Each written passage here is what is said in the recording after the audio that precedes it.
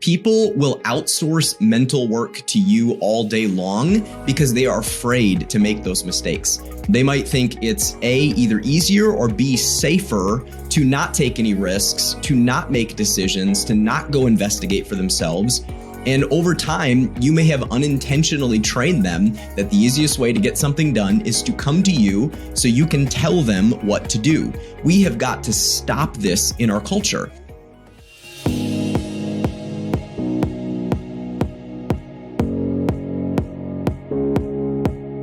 Just the other day, a client asked me, how do I get my team to make good decisions without me? And this is a problem I see all the time in service-based businesses, especially when the owner is an expert in what they do. And here's the problem, right? Decision fatigue is a real thing. The quality of your decisions goes down the more of them you have to make. And if as a leader, everyone is coming to you to make decisions, the quality of your decision making is just going to continue to go down. I love how Jeff Bezos actually says that he wants to make no more than 3 decisions a day for his business. Now, you may not be Amazon, but I can tell you that the number of decisions you are probably making in your business right now is more than you should. And there is a way to get your team to make good decisions without you having to be involved and give your input. And I remember back in the day, I didn't think this was possible. When I was running 2 businesses about a decade ago, it seemed like I was the center of the universe for my team and everyone orbited around me. All the projects and people were constantly coming back to me for information and decisions. And I was frustrated because the people that I had hired and were paying to handle those areas, it didn't seem like they could handle them. And I know a lot of other business owners experience this dilemma too. In truth, there is no silver bullet for this. The truth is you have to shift from an owner-centric structure to a smart team. And there's a lot of pieces to this. But what I want to show you today is some of the major things that we do within smart teams to solve this for our clients. And I want to give that to you today. So I'm actually going to give you 6 C's to upgrade your team's decision making. So let's start with number 1. Number 1 is culture. Listen, this might seem ethereal, but it is so foundational. If you have a culture where people are punished for making mistakes, people will outsource mental work to you all day long because they are afraid to make those mistakes. They might think it's A, either easier or B, safer to not take any risks, to not make decisions, to not go investigate for themselves. And over time, you may have unintentionally trained them that the easiest way to get something done is to come to you so you can tell them what to do. We have got to stop this in our culture. What we have to do is create the opening within our culture for people to bring their brain to work versus do what they're told. And one of the easiest ways to do this is by basically rewarding what you want. We need to, if we want something repeated, we need to celebrate. What gets celebrated gets repeated. So my encouragement to you is every time someone makes a good decision in your organization autonomously, celebrate the heck out of it. That's how you reinforce a culture where people realize, hey, it is valued here to make good decisions autonomously. Another thing that you have to do is you cannot have a reprimand culture where anytime a mistake is made or a decision is made that wasn't perfect, you cannot come down on that person, reprimand them. What you have to do instead is put the necessary things in place to help them make a better decision next time. You need to create a culture where people are more afraid of making passive mistakes than active ones. Or to say that a different way, I would much rather my people be making active mistakes. I would much rather my people be making active mistakes versus passive ones. And so we have to create an environment for that. And that starts with culture. So culture is the first C. The second one is clarity. And this, you can call this vision, but really at the end of the day, it comes down to answering 3 questions for your people that become a filter for them when they are making decisions in the day-to-day.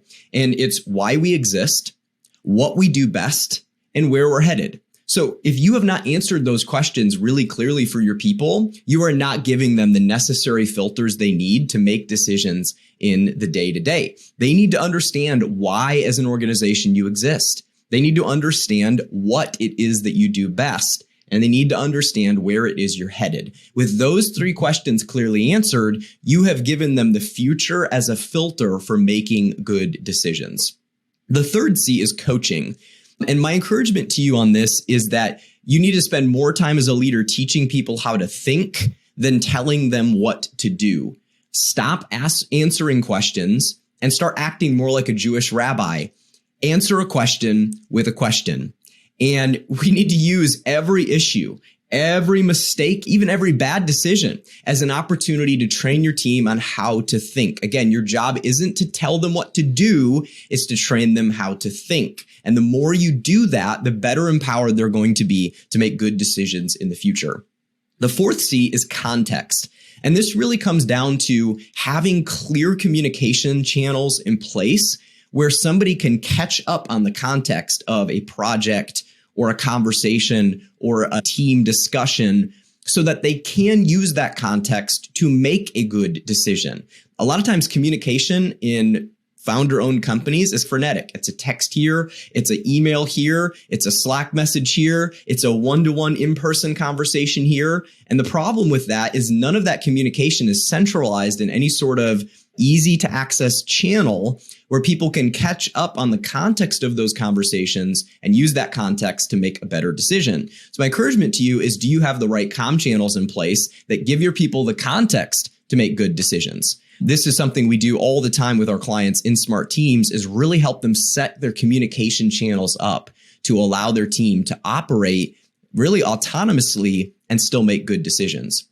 The next one ties into this really well, which is collaboration. Another thing that comm channels help you do is they allow people to work together to refine ideas and refine decisions before they go out, so that there's not just one person's perspective on an important decision. But here's the key. That person doesn't always have to be you. If you are the sounding board for every decision being made in your organization, that is going to be absolutely mentally exhausting. So what you have to do is create spaces for collaboration in your team where they know they can go to bounce ideas, bounce decisions off other smart people who have different perspectives than them. And when you set these spaces up correctly, the output of your decisions, the quality of your team's decisions is going to get better and better without requiring more of your time.